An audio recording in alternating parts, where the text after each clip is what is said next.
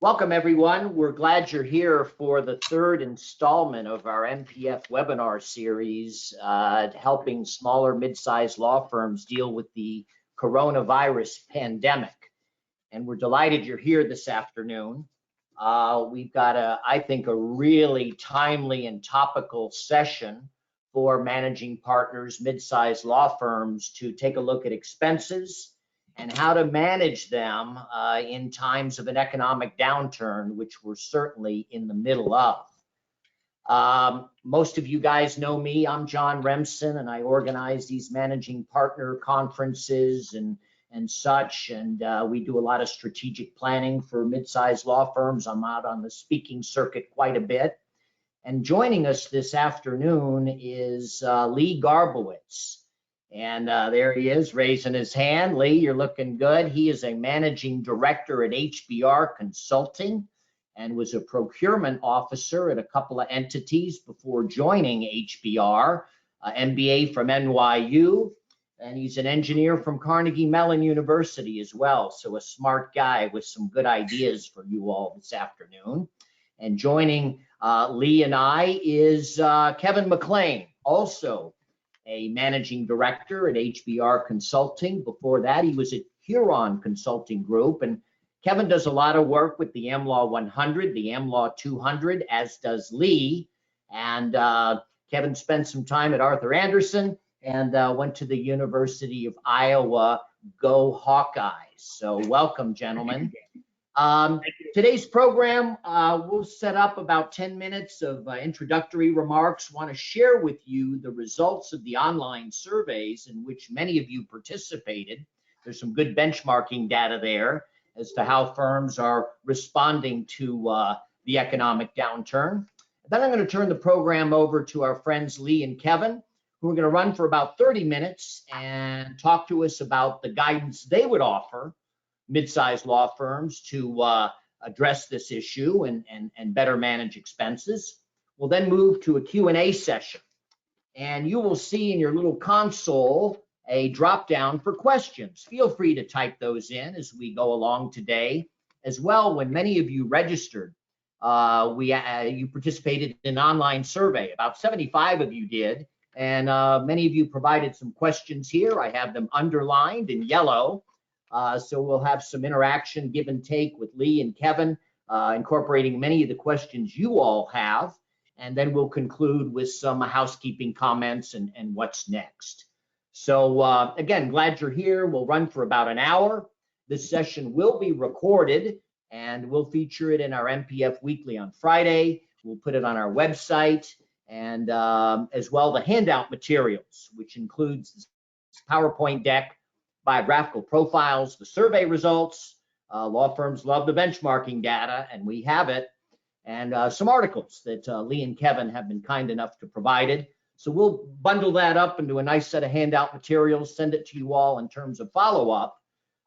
As well, we included in your console, there is a thing that says handouts, and we put the handouts from our first webinar, which we did, just Uri Gutfreund and I. And we did a program with Larry Richard, the psychologist, who arguably is the world's leading expert on what makes lawyers tick. And he spoke to us 2 weeks ago. I thought he had really good ideas there, talking about helping your people cope with this, change, uncertainty, isolation. And some of your folks may be having some issues, and how important it is to tune into that and take care of your people who are undergoing a lot of stress and anxiety right now. Our next webinar will be with Sharon Abrahams. Many of you know Sharon.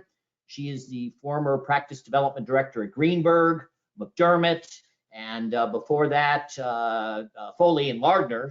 Actually, her most recent was Foley and Lardner, and she's going to talk to us about maintaining productivity when people are working from home. Because some people have trouble getting motivated and staying organized working in a home environment. Before we turn things over to Lee and Kevin, change in revenue, what's anticipated? 72 of you weighing in, and boy, I think most of us expect a pretty good hit in 2020 as a result of this. 11% of you suggest revenue is going to decline by 25% or more. 55% of you expect to hit somewhere between 11 and 25% on the top line. Interestingly, about 5% project that revenue will remain unchanged through this downside. So some interesting data there. What steps are you all taking to reduce your short-term operating expenses? We presented a drop-down menu and listed these in order of most common strategies down to the least common. Postponing major investments, taking a look at our partner draws. So the way to read this chart is about 56% of you are postponing major investments. About 40% of you are reducing partner draws. About a quarter are canceling the summer associate program. Looks like we're trying to hold on to our staff and associates as much as we can. A couple of you are stiffing your landlord, about 11, 12%. So those are some of the strategies that you all said you're deploying. Lee and Kevin asked that we incorporate this question, which is the steps you're taking to improve your working capital position. Just about everybody, only one firm said they do not intend to apply for the PPP loans available through the SBA. Most of you have your applications in. Many of you are already funded. We'll look at some details there. We're going to step up our collections. 65% of you said we're going to be more aggressive pursuing our receivables. Your clients are going through a little downturn as well. And is this the time to be more aggressive in pursuing your receivables? Might want to think twice about that if you want to keep your clients. Some of your clients might not make it. So I recommend taking a client-by-client approach to how aggressively you want to go after the receivables and look at ability to pay, I think is an important consideration. And think twice before you go after clients who are also experiencing some hardships. About 25% are tapping their lines of credit, 25% are trying to draw out their payables, and about 7%, I'd say, are freezing their investments in hard assets. There was another category here as well, other, which had a kind of a mishmash of responses. Status of the PPP loans. This is as of this morning, and it's changing. More and more firms are getting their approvals, getting their funds. Only one firm there, 1%, say they don't intend to apply. So some interesting data to set the stage, set the context.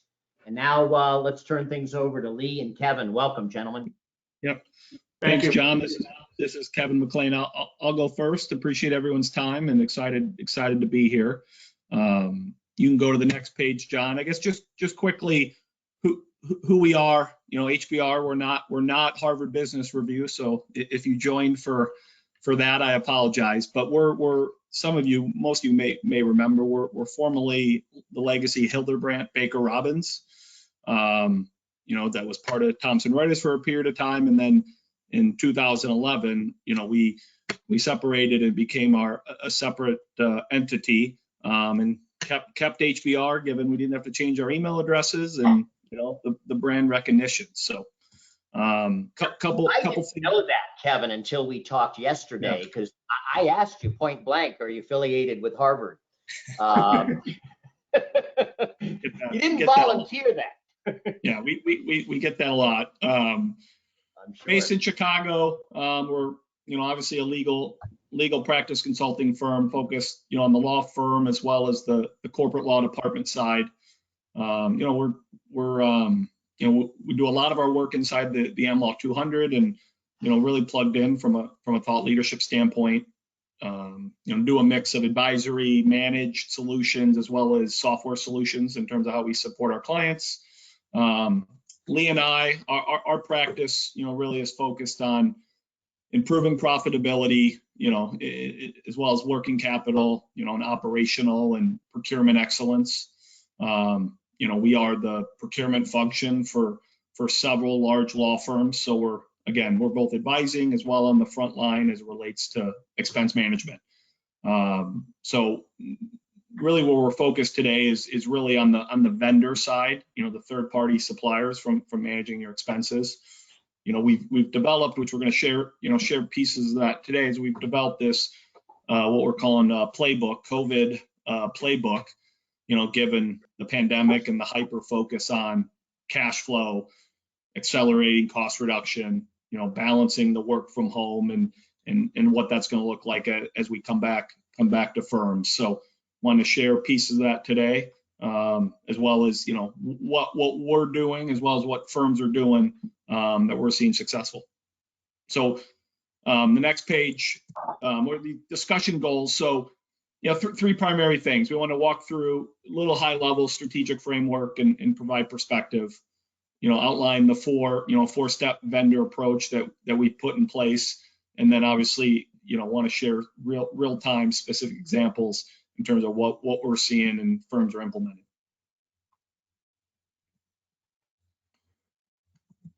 So real quick, just a lot of words on this page, but just lessons. Obviously we all expect demand to go down, more work will be kept in-house.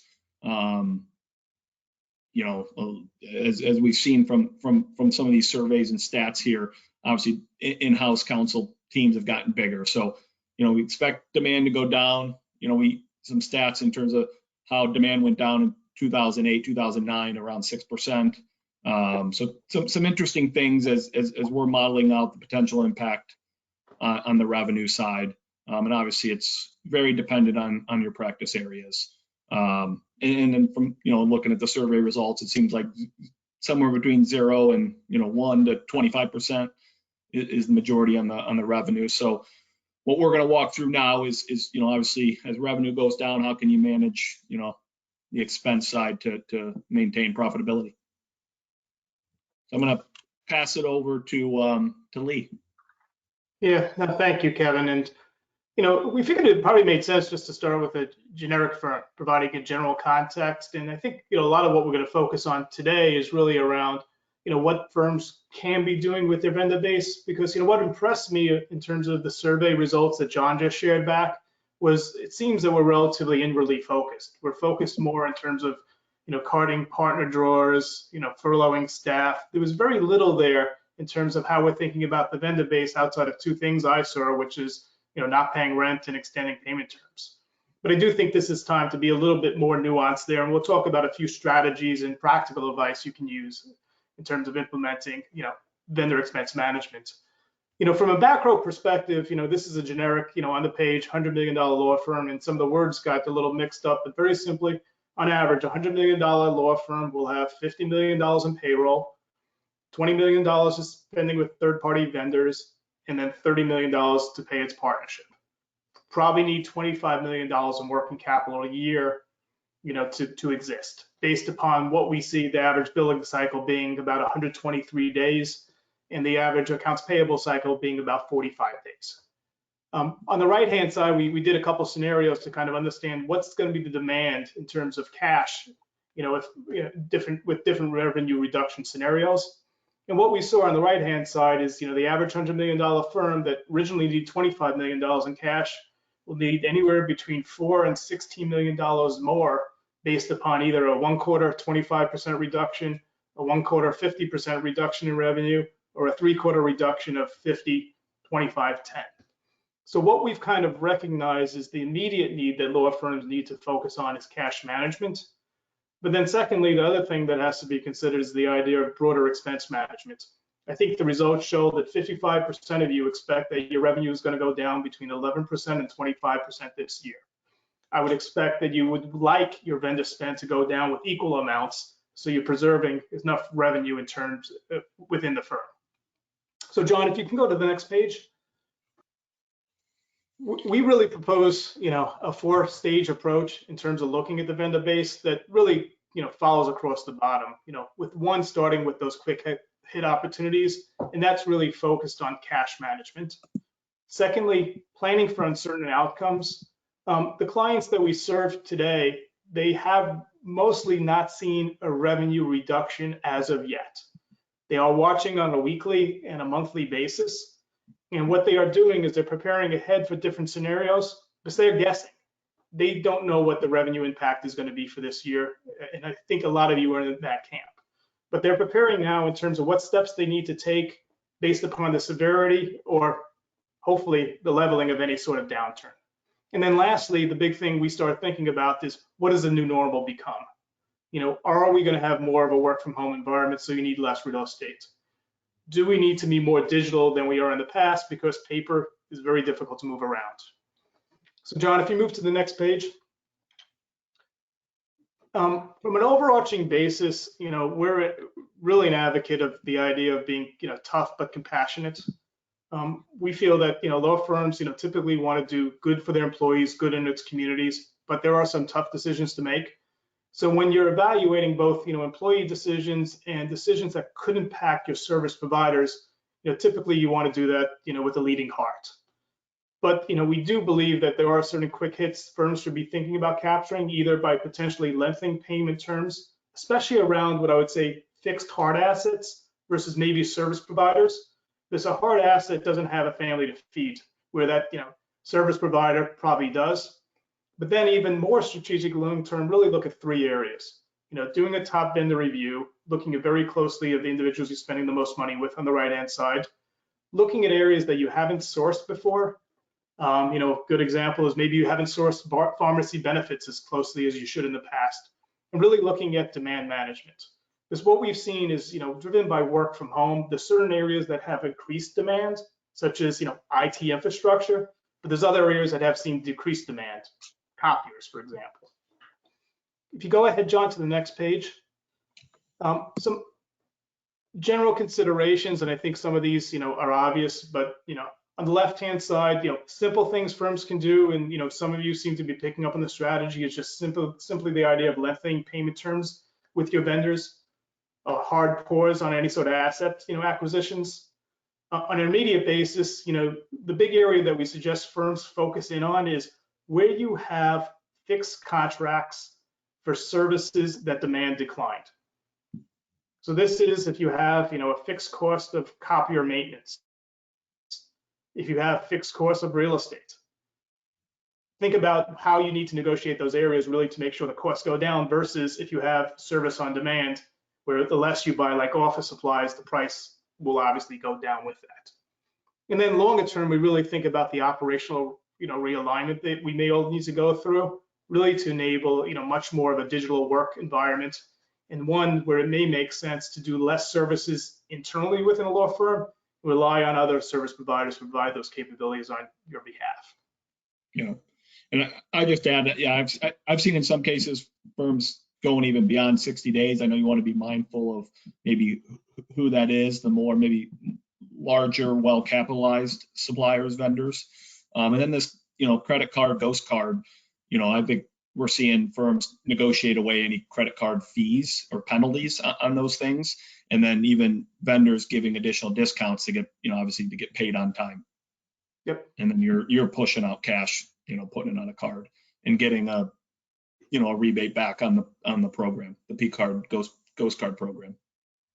Yeah, let me ask you this, guys. Do you find that most vendors are willing to not just have the discussion, but to make some sacrifices to accommodate the law firm's requirements? I think vendors have been very good at recognizing the current environment. And I do think, you know, most vendors are willing to trade price for assurance of work.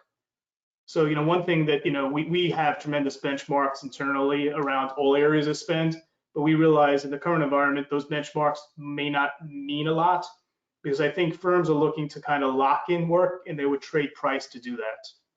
So I think it goes back to really just, you know, actively asking those service providers. And I think they have all tried to do the right thing, you know, at least our experience with all the major providers. If you're able to, yeah. I know Cisco came out yesterday and said, you know, anything you buy, you don't have to pay till 2021.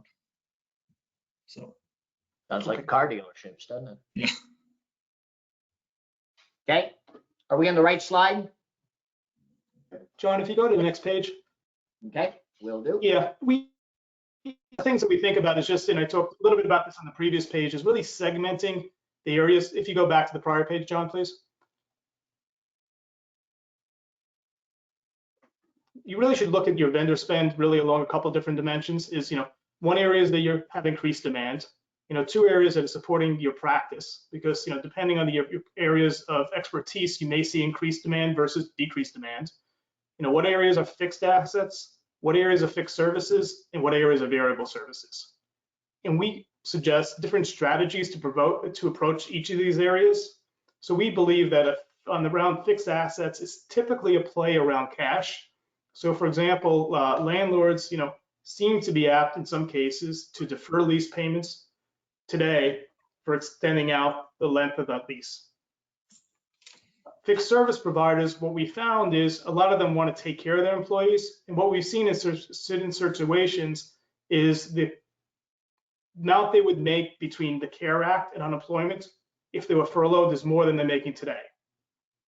So what I would do is spend the time to understand the impact on every single employee that you have, either whether they're within the firm or a service provider, because some of the conclusions you're going to come to today are a little different than historical. And the other thing on the bottom right, we just again emphasize the fact is really focus on two areas right now. Those areas that you have, short-term fixed costs with demands going down, or those areas that you've seen increased demand. Those are the ones that typically need to get more attention in these environments. Advance, please. Cash management. I think there's many different strategies you can employ, in terms of managing your money. Some, we spoke to deferring lease payments, but obviously also the idea of just extending payment terms out. Other things we've seen firms employ is a policy-based view in terms of what the deciding point is in terms of an approved invoice and when does day one start in terms of the payment term. And we've also seen firms moving more towards what we call, known as ghost cards or virtual cards, where, using a credit card to pay as in lieu of an ACH or a check. So in that case, you're able to take your normal payment cycle and then stretch it out by another 41 days. And then the other thing really for law firms is the idea of kind of centralizing controls of accounts payable, because it's very difficult to kind of, have a program that works on a coherent basis that's distributed throughout the organization.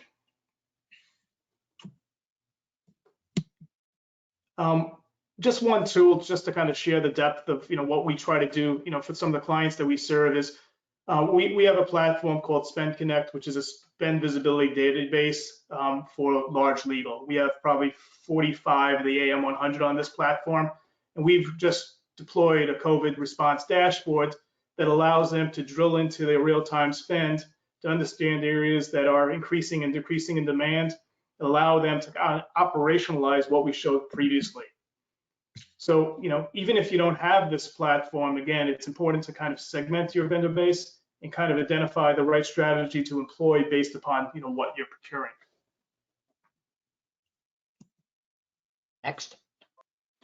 Next steps. One other thing just to share is, one of the things that firms have been struggling with is this idea of work from home fulfillment. Something that HBR does is, we run a group purchasing organization to serve the legal sector. We do have a partner with Office Depot, and we've created a work from home fulfillment program. So law firm can make sure that the employees that are working from home have all the consumable assets they need or technology items, on a remote basis. Previously, we were all situated for an office environment, and, one of the things you should think about is how do you get the assets to the employees that need them, very quickly on a remote basis. So this is just one idea that we've seen out there and other firms doing also. Moving on to step two.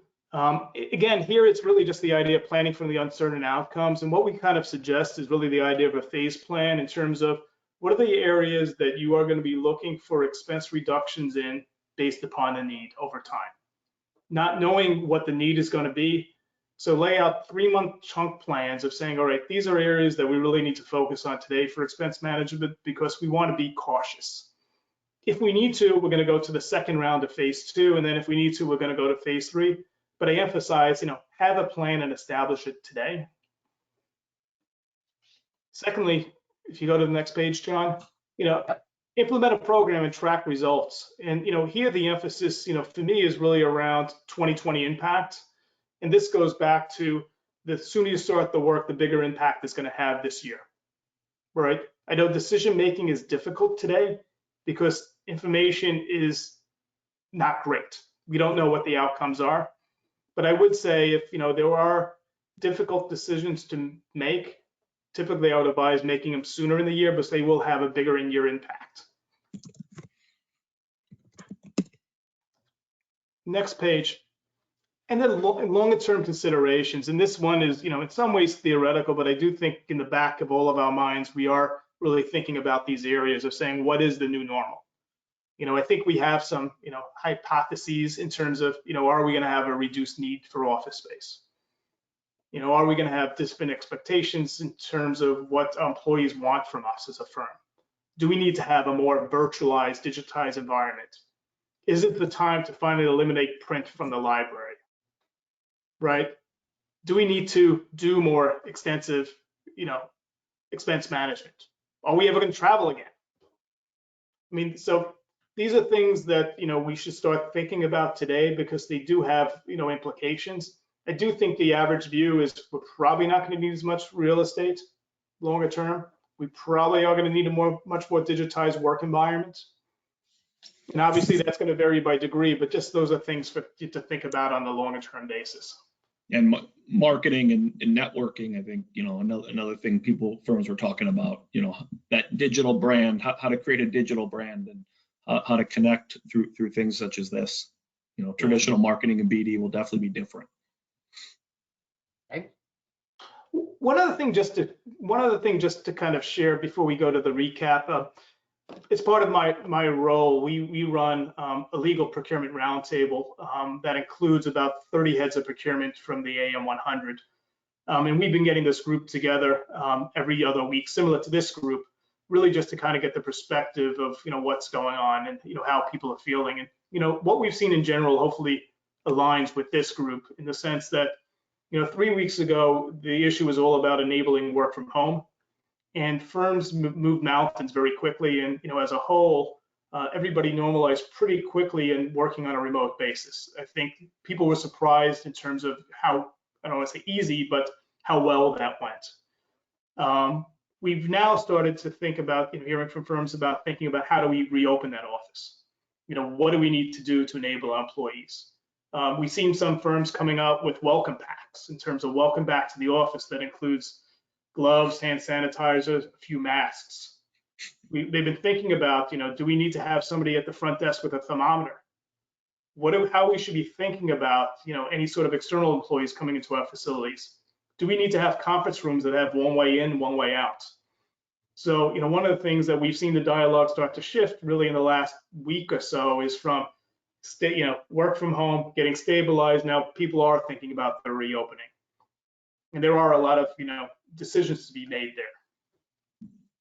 But, hopefully we can, use communities like this to share information and, make sure that, everybody's learning from each other. So I'll hand it back to Kevin. So just a few more slides and then, open up for more dialogue. John, if you want to go to the next page, just a quick recap, and I won't repeat too much, but as just looking back at our 3 goals, obviously just the importance of, having a framework and I think modeling out a few scenarios, based on your, revenue and expenses to help guide your decisions on discretionary spending and accounts payable and how to think about that. I know there was a question about, what to do with marketing and BD spend. I think it is a time to really look at that and make decisions of obviously you want to do those things that are higher value. There may be some newer things to do given this new normal. So how to maybe change, reduce as well as shift some of that spend. So that's number one. Number two, Lee walked through the four-step approach. I think, if the survey, results were right, I think there's an opportunity for many of you to look at some of your key vendors. And again, I think starting with some of the larger ones, more well-capitalized, vendors is a good place to start. I know there's some sensitivity to local vendors. So, got to make those decisions based on, cash and savings, firms needing to balance, what's most important, cash tomorrow versus savings more longer term. There's definitely an interplay there on how to treat those things, where vendors are, you know, willing to give more discounting to get paid sooner, and vice versa. So, and then categorizing your vendor spend into those different buckets that Lee talked about, because, you know, based on those different categories, fixed versus variable, increasing, decreasing, there's a, you know, different strategy or an approach you want to take based on those, based on that categorization. And then, you know, 3, we shared some specific examples. Obviously, accounts payable, you know, on working capital side, you know, the ghost card we talked about a couple of times, and then just, yeah, leveraging benchmark data to really gain scalability.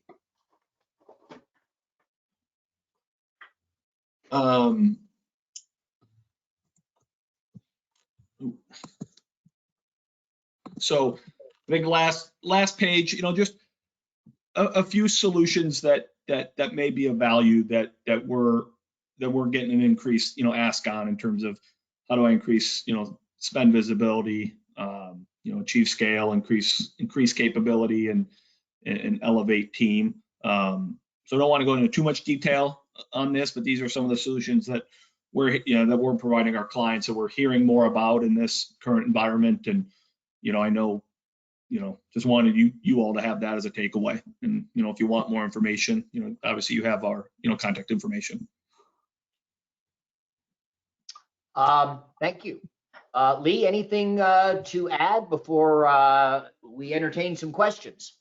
No. I mean, I think, you know, I mean, my general, my general view is, I mean, I'm really impressed how the industry has come together as a whole, you know, and really it's kind of thinking about the common good of not only the firms and employees it serves, but the broader network. I mean, I do think there's a lot to be had from sessions like this.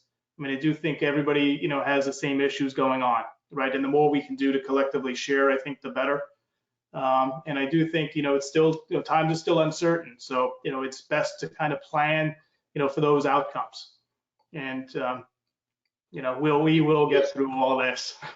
It is remarkable how the world changed in 30 days, and how most firms, as you said earlier, Lee, have made this adjustment fairly efficiently.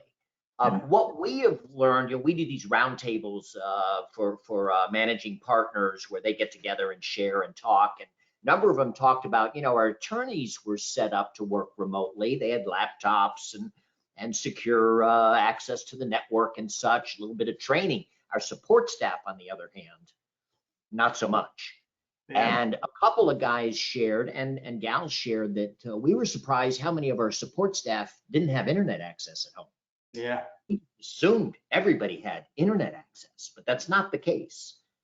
So getting your people set up working remotely, can we get them back into the office once this blows over? If it blows over? It's an interesting question as well. Let me go to some of these questions. And again, folks, if you have questions, I'm keeping an eye on this question tab on our console, so please feel to type those in. But I'm looking at the list that you all came up with, and let's talk a little bit about business development. What I saw in 2008, last time we saw a major downturn, law firms scrambled to just slash expenses indiscriminately to preserve profitability for the partners. And as I perceived it, a lot of these actions were penny wise and pound foolish. And we got the investments in technology, we got the marketing program, postponed a lot of important decisions. We'll get to it later. Partners glommed onto the hours, and associates sat idle, and we became more top heavy as we come out of it. Yep. We talked yesterday about the balance of where the money is. The money comes into the firm, where it gets paid. Can you speak to that a little bit about income for the partners? Yeah. Expenses? Yeah, I mean, it's, you know, it's an interesting one, because I mean, I think we've seen something a little bit different this time, just in terms of the approach and investment. And, you know, one good example is, you know, firms had to invest in getting people enabled from work from home. So they threw a lot of money at solving that issue. That was kind of a necessity. And what we've seen, at least we hear from the clients that we're serving, is it's typically partners are taking more of the pain in terms of, in the sense of, maybe seeing 2020 as a write-off year in terms of profitability, but preserving the firm for the long term. Right. I think firms are coming to very different conclusions, but I do think if you look at the survey results, John, that you shared at the beginning, I mean, it does seem to point to the fact that, the partnership is kind of taking more of the pain than they're looking to have their employees take or their vendors take. Yep. And I mean, I don't know what that says, but I mean, I think it's a little different this time. I think there is a little bit more joining people together and doing the common good. Kevin?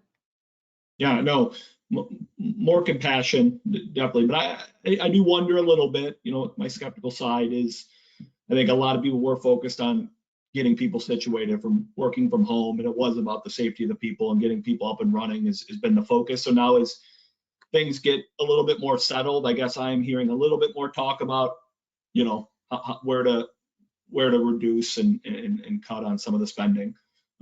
Interesting, I think, especially for mid and smaller size firms, I think the CARES Act and the payroll, program is giving people pause on letting people go, given some of those rules on payroll. So kind of interesting. Here's an interesting question.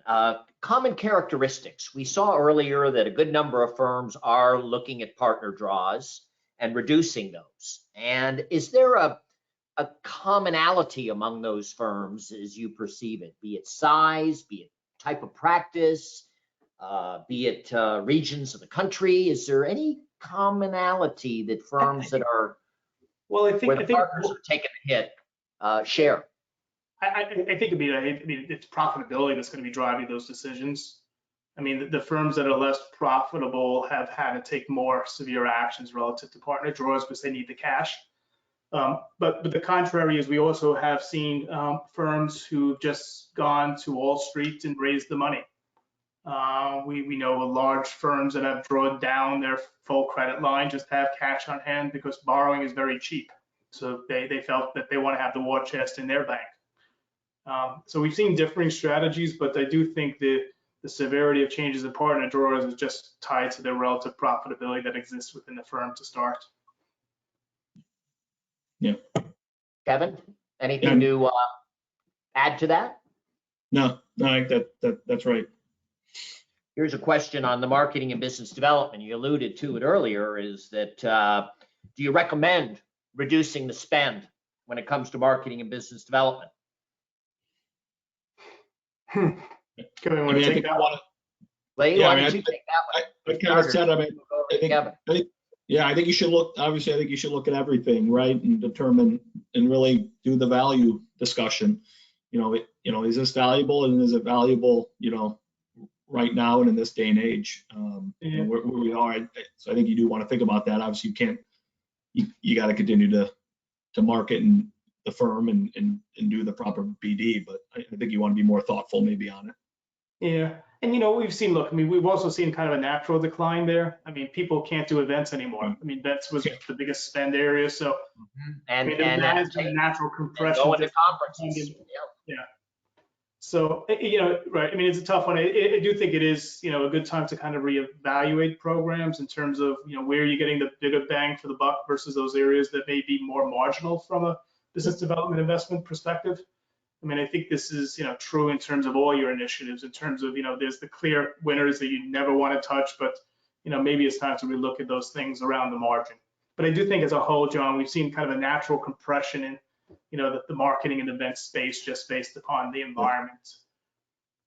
I give a talk that talks about best practices in law firm marketing and business development. I talk about the shift from marketing to BD and relationships.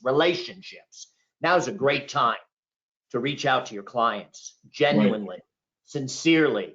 What can we do to help? Yeah.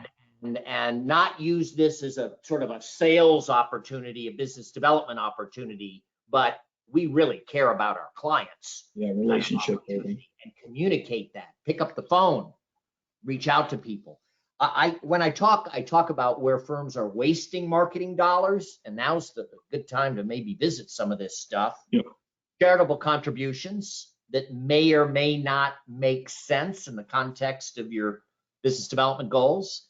The directories that nobody pays much attention to, except the people who pay to be in the directories. I won't mention super lawyers, but why not? And then powerful partner pet projects, stuff we've always done, and it may or may not make sense anymore. So maybe, yeah, go in there line by line.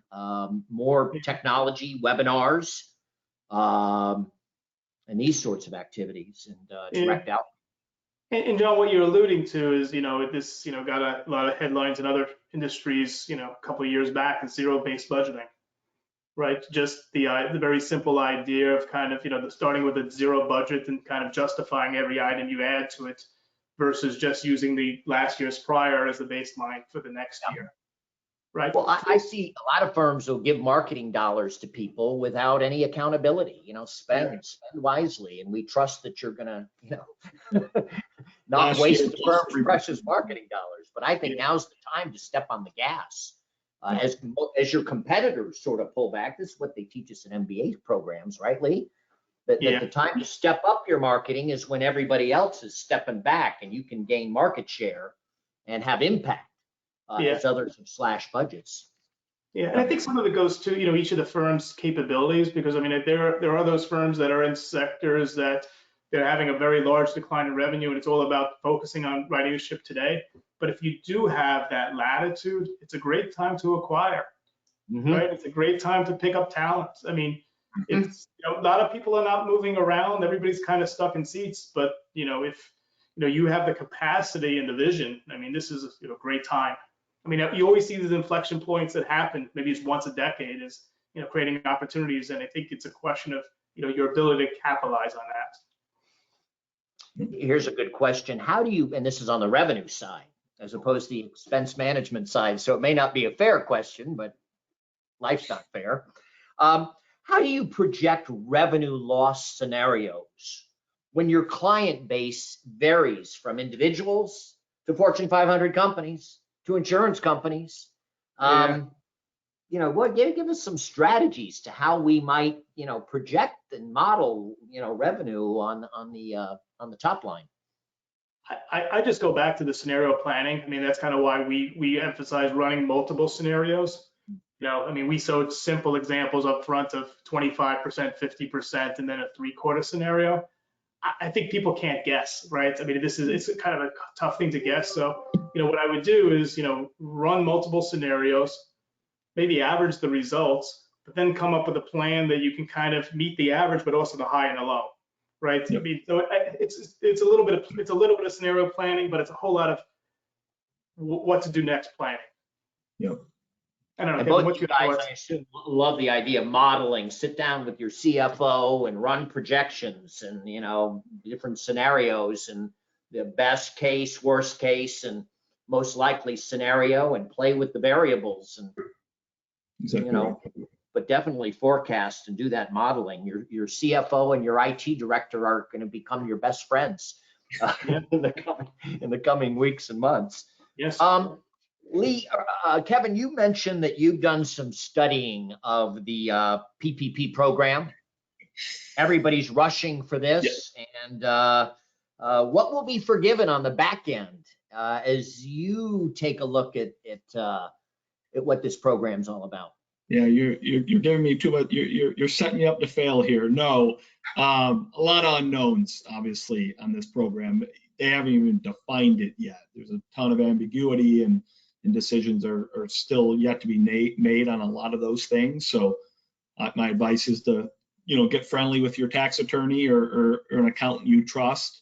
I did, do a little studying earlier today based on some of the questions. I do know as of today, a K1 partner compensation, does qualify, is allowed.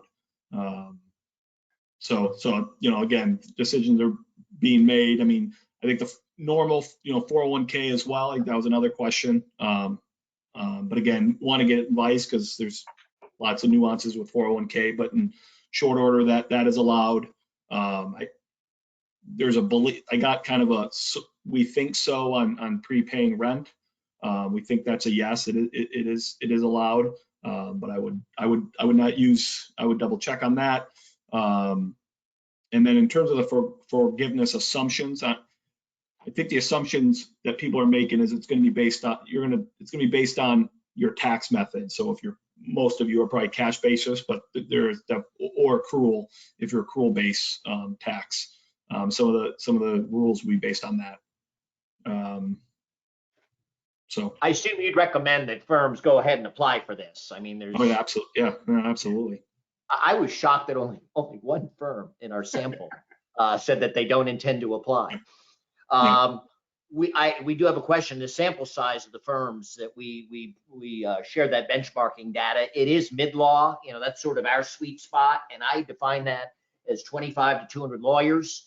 But certainly some firms fewer than 25 and larger than 200 have participated in that survey. But I'd say 25 to 200 is generally the firm size in terms of number of lawyers, firms participating. Here's a good one. Are there any boots on the ground ideas from the experts, that's you two, that I may not have thought about? Any? Yeah, I mean, the one that's, I mean, it's been getting really a lot of talk in the last week is how do you bring people back to the office, right? I mean, that's been the one that we've been starting to spend a lot more time on in the last week, because you got to be thoughtful in terms of the density of the office, the flow of people, right? What you need to kind of support them. And I think we're only beginning. What is the sequence of office opening? Because I don't think we expect that all offices were going to open at the same point in time across the country. So I mean, that's kind of been the most recent thing that, you know, I think demands, you know, more attention. Do you think people will come back to the office? You know, I think it depends. I mean, you have, I mean, law firms typically are not that dense compared to a WeWork, for example. I mean, which, you know, you got to question a little bit of that business model, which really drives density. So I do think people will come back to the office, but we've seen firms still talking about the idea of, you know, A teams and B teams where people come in, you know, in alternate days or alternate weeks to minimize the density, relooking at cubicle layouts, just to not have people next to each other.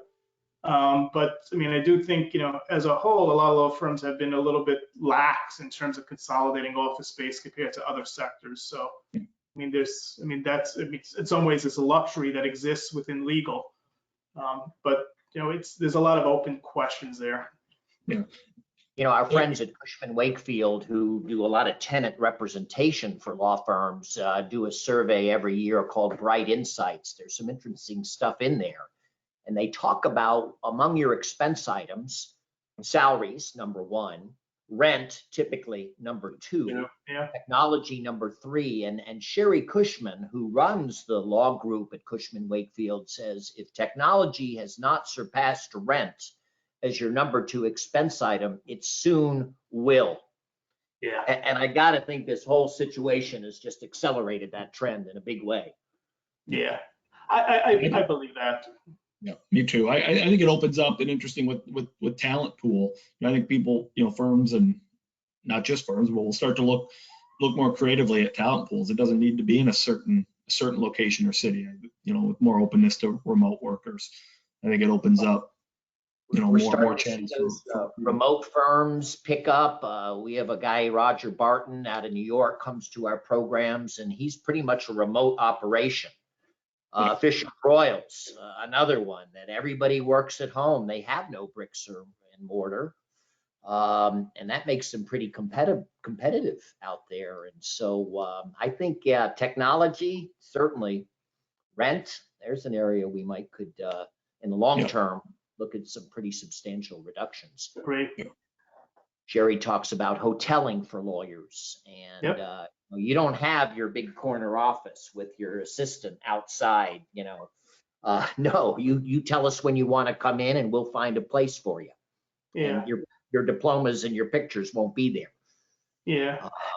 And one of the just general recommendation is, what I've seen as a whole across legal is not comfortable using the video conferencing as much as it could be. I think, we spent a lot of time in the last month getting firms enabled with example for Zoom, right? I think we really have to expedite that learning to allow for a much more virtual environment.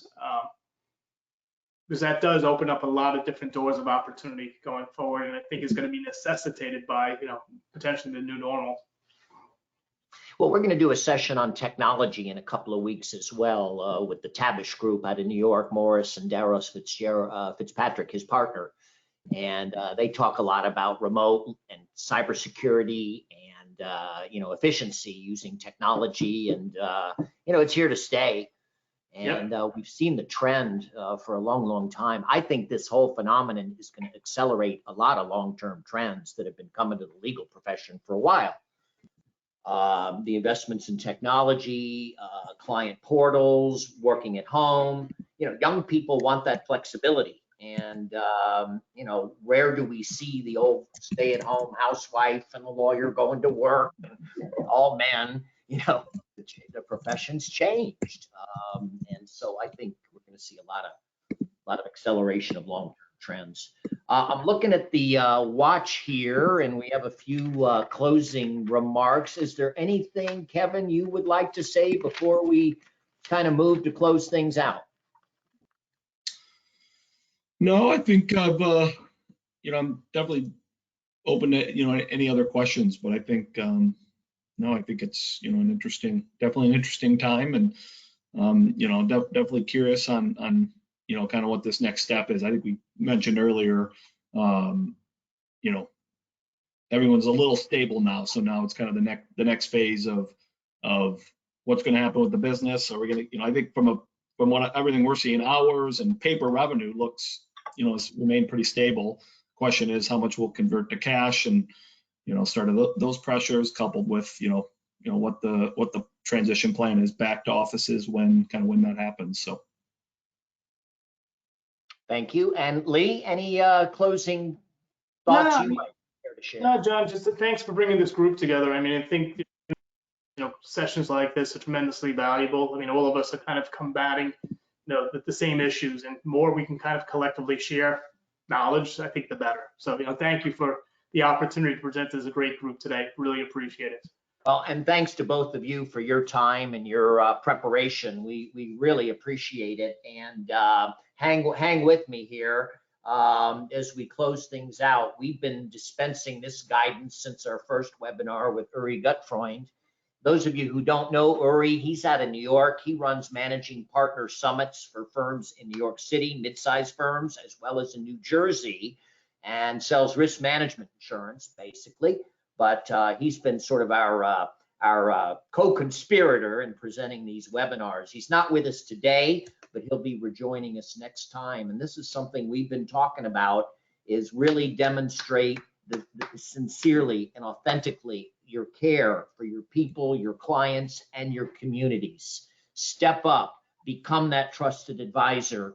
Don't go run and hide and wait for this to pass. You have an opportunity, an obligation, in my opinion, to step up and be a pillar in your community, and a true advisor, a trusted advisor to your clients. Stay educated, stay updated. Hopefully we're there providing resources, but there's so much out there available through the Association of Legal Administrators, the ABA, other organizations. As a firm leader, communicate. I don't think you can over communicate with your people in times of uncertainty and anxiety. From leadership down, a lot of firms putting together these town halls where people can call in and ask questions of firm leadership as to what's going on, what are we doing? And you're that stabilizing, calm influence. Communicate from leadership down through and then among the firm. A couple of firms talk about setting up water coolers on Facebook. Doesn't cost a thing, but it's a place where your people can come and share. People are using Zoom, seems to be the preferred video conferencing platform. We're using GoToWebinar, not bad. Microsoft Teams. but embrace this technology, put it into play.